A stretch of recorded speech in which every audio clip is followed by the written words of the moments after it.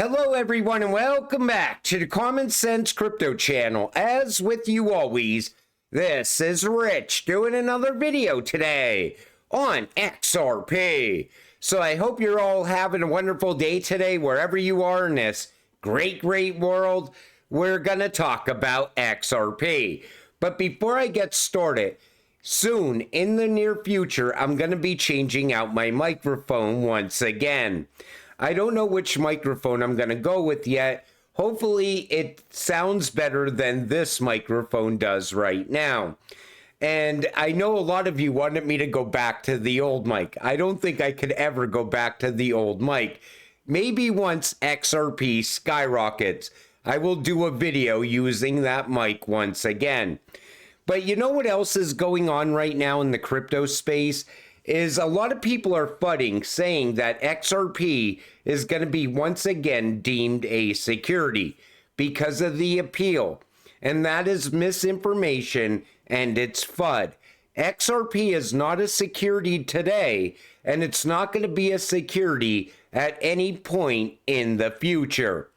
And what's going on with the SEC is when people are calling them up, the SEC is telling them that they see XRP as a security. But a federal judge said XRP is clearly not a security. Take a listen to what Brad says here. I think the SEC is acting outside of the law, period. I think you have a rogue agency who, literally, as you're seeing in the Bitnomial lawsuit, a federal judge has ruled that XRP in and of itself is not a security. Yet the SEC is calling people saying, well, we still think XRP is a security. Now, I'm not a lawyer. I don't know all the different laws about what can and can't be done. But, if you have someone going out and that's not acting within the law. Like, in my judgment, a kind of lay person as a non-lawyer, it's just not what you expect from your government. And, if you've lost, you can appeal, and it may, there's, I think, a small chance, but if they get that changed in the appeal, if they chose to actually try to appeal, is XRP a security, which they haven't even said they're going to do. Right. But yet they're going out into the market saying they still think XRP is a security. This is not ethical behavior. Yeah. I think Gary is hitting a new all-time low by telling these other companies that they see XRP as a security even after the judge ruled it is not a security. But I can't believe I have to clear this up again, because there's so much FUD out there and so much misinterpretation. And here's Jeremy Hogan telling you as well. I've never been so excited to get a C since I was in high school math. What is not being appealed, that XRP is not a security. The SEC is not appealing that at all. What is being appealed is Ripple's sales of XRP on exchanges and the use of XRP as a kind of payment. What does de novo mean? It means the appellate court is ruling on a pure issue of law and doesn't have to defer to the trial court on the law issues. What I don't like, the SEC completely folded when it had the opportunity to actually try the case against Garlinghouse and Larson in front of a jury. And now it's trying to bring those claims back to life. Chicken move, in my opinion. What I do like is this appeal is about money. The injunction could change if Ripple were to lose, but only indirectly as to order compliance. So once again, XRP is not even being challenged by the SEC as a non-security. And we have nothing, and I will repeat that, nothing holding us back during alt season. SEC approves NYSE options trading on all spot Bitcoin ETFs. Why do you think the SEC is approving everything around Bitcoin ETFs? Then there's this. Blackrock is pushing deeper into the massive market for crypto derivatives, leveraging its build token. You know, what's going on, and what I see here is this.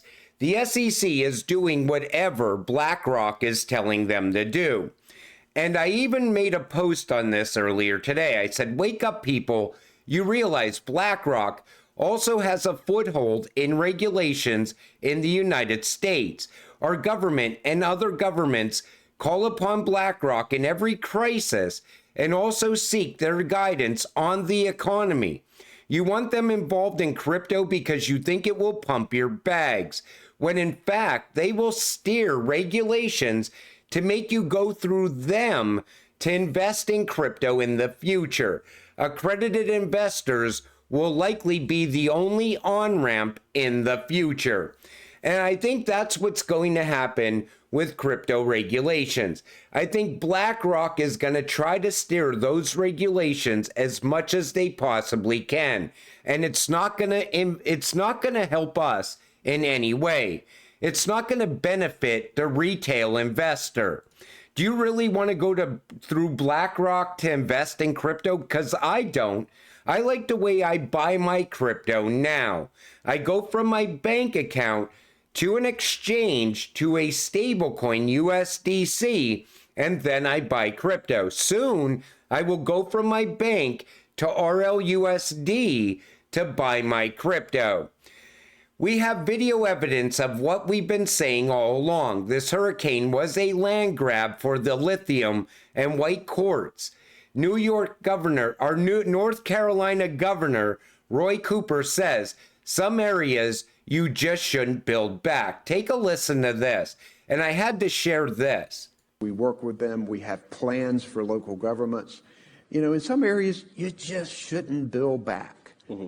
And we've been able to convince certain communities and people that buyouts are better, and you create. So think about that. You grew up in an area, you like the area, you have a house in that area, and a hurricane comes. And all of a sudden, your governor is telling you, maybe you shouldn't build back. Maybe you should just give up on this property. You know, take the buyout.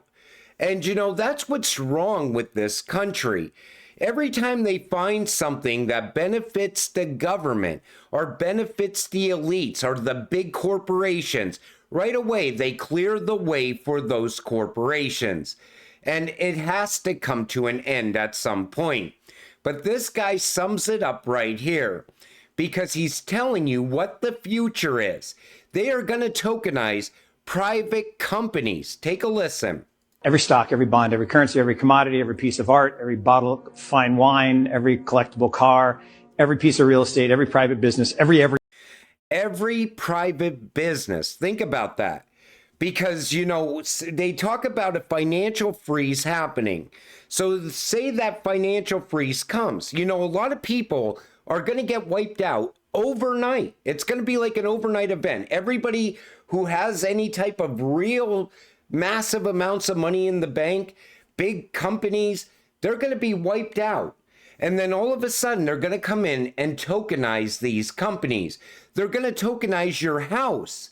They want to tokenize everything around the planet of value. Everything of value in the world will eventually be a token. This adoption of technology, this evolution, it's not a revolution, it's an evolution of technology, that everything of value will be a token on a blockchain. Not a coin, not a thing. It's literally a line item on a public ledger. Everything of value will be that. And every transaction of value will happen in digital assets. You don't need the pieces of paper. Wipe out all of DTCC, which processes $1.8 quadrillion a year. That is a large number. That will all move to digital. And when it does, it will create massive wealth, the greatest wealth creation opportunity I'm going to see in my. Take notice what he said. It's going to create the biggest wealth opportunity in his lifetime. You are invested in a once-in-a-lifetime opportunity by investing in the right cryptocurrencies, by investing in utility-driven cryptocurrencies, because everything he's talking about is going to end up on these networks. Everything of value is going to flow over the XRP ledger, over the Stellar network, over the Hedera network, over the Algorand network, IOTA network. Everything of value is going to flow on these networks, and you are going to get very wealthy when that happens because you were smart enough to get invested before the institutions got here. But they plan on tokenizing every single thing in the world. The world needs more SDRs because of the looming debt crisis.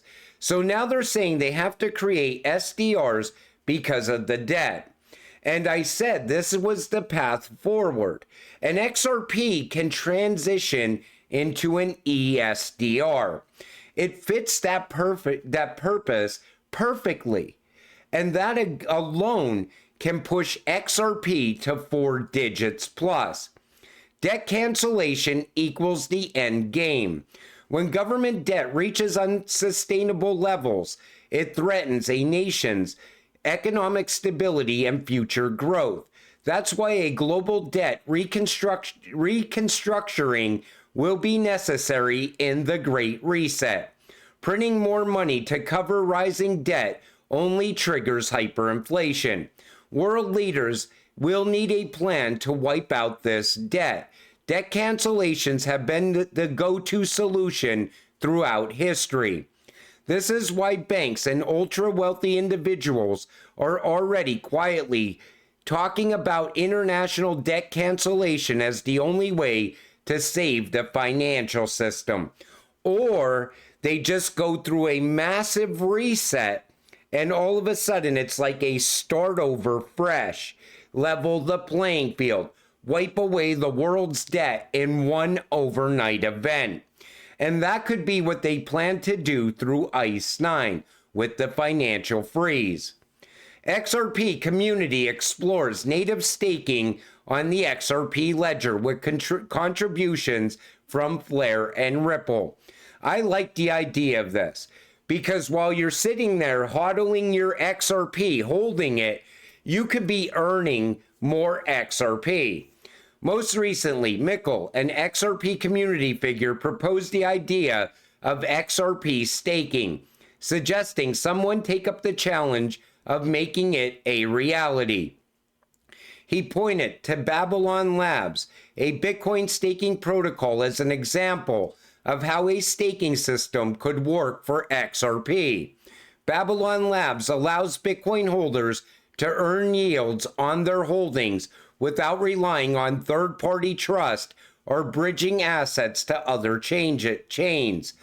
In response to his challenge, Hugo Filion, co-founder and CEO of Flare Network, mentioned that development of the necessary tools to achieve staking on the XRP ledger is ongoing.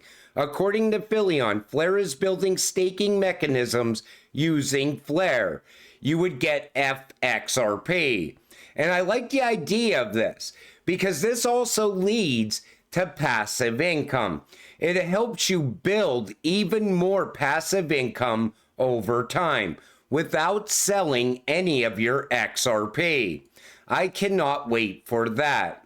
ATB Financial, the 9th largest financial institution in Canada, with over $43 billion in assets, leverages Ripple's technology to enable real-time cross-border settlements.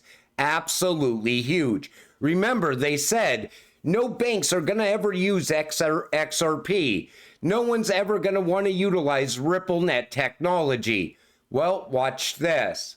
Hi, I'm Tim Wan, Director of Innovation here at ATB Financial in Canada. We're the 9th largest financial institution here in Canada with $43 billion in assets.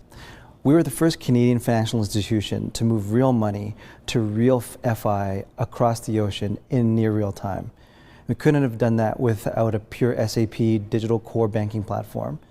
And we couldn't have done that with great partners such as Risa Bank and Frank Bobarak, who's the head of product there, and Ripple. Where that transaction from us to that German bank, Risa Bank, may have taken 2 to 6 business days in the past, it takes an average of 8 seconds. I'd love to introduce you to my friend, Frank Bobarak at Risa Bank in Germany. Frank came to visit us here in Calgary, Alberta, Canada, and we went to Banff and had an incredible party and an incredible time But now that the party's over, I actually owe him $1,000 Canadian. And I'd love to show you how that we send it to him right now. I have $1,000 Canadian loaded at a rate of 1.47 Canadian with a receiving fee of €1. And that'll end up as 679 euros and change. Does that sound okay to you? That sounds quite good. So I'd love to send that. And now the payment's executed. Let's take a look at what's happening on the Ripple Connect platform on Rise of Bank's administrative dashboard. And it's settled. Yes, and I can give confirmation that the payment has been received and is settled. The money has arrived in Germany. Thank you so much. Yeah, it takes 8 seconds. Is that correct? Yes, instead of 4 days. Great. And right there is how game-changing the technology actually is. It shows you how quick you could send money overseas in a matter of 8 seconds.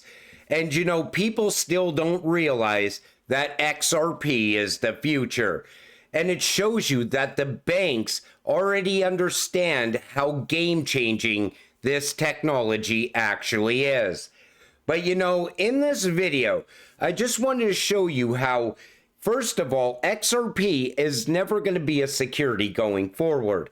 I also wanted to show you that while everyone in the crypto space is hailing BlackRock, getting involved with crypto, they don't realize how much pull that BlackRock has in the US government.